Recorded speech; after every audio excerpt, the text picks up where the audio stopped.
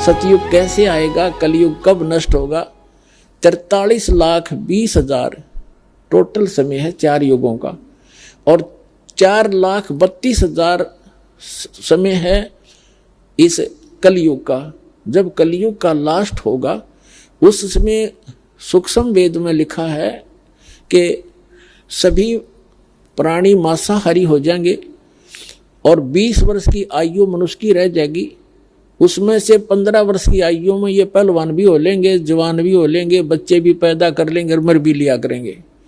मकान नहीं रहेंगे, भूकंप बहुत आया करेंगे, वृक्षों के पत्ते लगने बंद हो जाएंगे, फलों की तो बात छोड़ो, और मांसाहारी हो जाएंगे, एक दूसरे ने खा जाया करेंगे, कति बुरा हाल हो जाएगा, निर्लज हो जाएंगे, कोई भक्ति के आसपास नहीं रहेगा, और बेल खोद कर रहा करेंगे, धरती उपजाऊ नहीं रहेगी।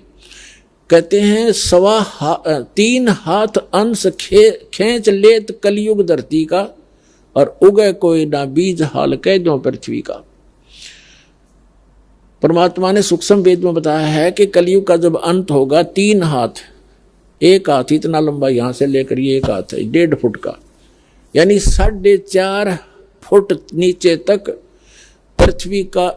पृथ्वी का उपजाऊ अंश खत्म हो जाएगा। अब आप देख रहे हो कितना यूरिया, कितना खाद यो डाला जाता है, यो इसको नाश कर रहा है नीचे पृथ्वी के उपजाऊ अंश को, और प्रदूषण इतना बढ़ जाएगा, वर्षा होनी बंद हो जाएगी, पृथ्वी पर सब बुरा हाल हो जाएगा। तो उस समय क्या होगा, एक नीकलंक नाम का अवतार, जिसको कल की अवतार लिखा है उसके अंदर सुधा सागर के अंदर, श्री सुधा सागर मद भागवत में, तो वो आएगा, राजा हरिश्चंद्र होगा वो, जो सतयुग में पुण्यकर्मी प्राणी था, काल की भक्ति कराया करता, उसको स्वर्ग में भेज दिया। अब उसको विष्णु जी के लोक में, वहां से फिर इसको अवतार 10वां अवतार बना के भेजा जाएगा, कल की नाम था। अब उसके कर्म बिगड़वा होगा काल, तो उस समय उन सभी कृत घनी प्राणियों को, कलयुग के अंत वालों को नू काटेगा, जैसे कसाई काटा बकरों को, सबको मारेगा, केवल उनको छोड़ेगा जिसकी थोड़ी बहुत भी आस्था उस समय भक्ति की होगी। उसके बाद क्या होगा, उस समय क्या होगा कि सब 1.5 फुट के 2 फुट की कद हो जाएगा, सब इससे ऊपर नहीं रहेगा। 1.5 या 2 फुट का कद होगा। 5 वर्ष की लड़की का विवाह हो जाया करेगा, और 5 वर्ष की लड़की के बालक होने लग जाएंगे। अब फिर वो कद कितना, 1.5 फुट का, वो बच्चे कितने होंगे 6 इंच के।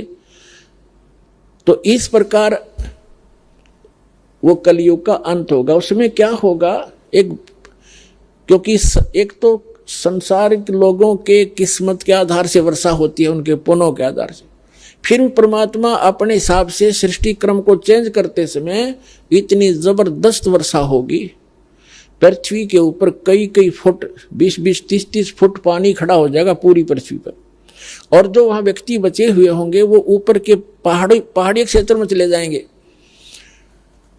ऊंचे स्थानों पर।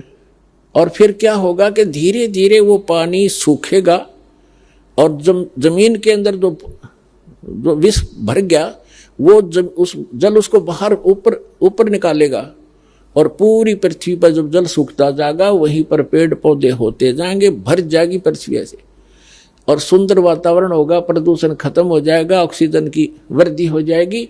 तो उल्टा काम होगा, माँ बाप तो 1.5 फुट के और बेटे होंगे 3-3 फुट के बच्चे, बेटा बेटी, यानी कद बढ़ने लग जाएगा उनका। और सतयुग के अंदर 100 फुट की, 100 से भी ऊंची फुट कद हो जाता, 100 फुट से भी ज्यादा। कहने का भाव ये है कि उस समय जो आत्माएं जन्म लेंगी वो होंगी जो परमात्मा ने वहां लुटने पिटने तक बचा ली थी, और उनको अपने मिन्नी सतलोक में रख लिया था, उनको फिर जन्म देगा। अब उनके खूब बढ़िया संस्कार, बढ़िया वातावरण बनाया भगवान ने, सुंदर फलदार वृक्ष होंगे, कोई काम नहीं। आजकल जो गेहूं, कणक, बाजरा, ज्वार बहुत अच्छे, उस समय तो ऐसे खड़े रहा करेंगे, बस जाओ और ऐसे इकट्ठे करो, झाड़ो, जितना चाहिए तोड़ लिया और खाओ। जैसे वन से बाग से फल ले आकर तोड़ गए, ऐसे गेहूं जितना भी ये कणक है खाने पीने की सामग्री, ये सब ऐसे भरी रहा करेगी, काम नहीं। और फिर वो क्या करा करेंगे, काल तो इनके पीछे लगा रहता है कि इनको पता नहीं लगे, भक्ति का भ्रमित करवाता है मनु बना के, मनु जी वो गलत ज्ञान भरवाता है। और फिर ये सभी उसी आधार से भक्ति भी करते हैं, समाधि भी लगाते हैं, क्योंकि उन्होंने भक्ति कर रखी पहले सतयुग कलयुग में। अब भक्ति बिना नहीं रह सकते। प्रत्येक प्राणी सतयुग में साधना करता है, समाधिस्थ हो जाता है, सारा सुख होता है, शरीर भी स्वस्थ होता है, कोई कष्ट नहीं होता, मानसिक परेशानी नहीं होती। तो उस समय इनको भक्ति मार्ग पर लगाना बड़ा कठिन हो जाता है।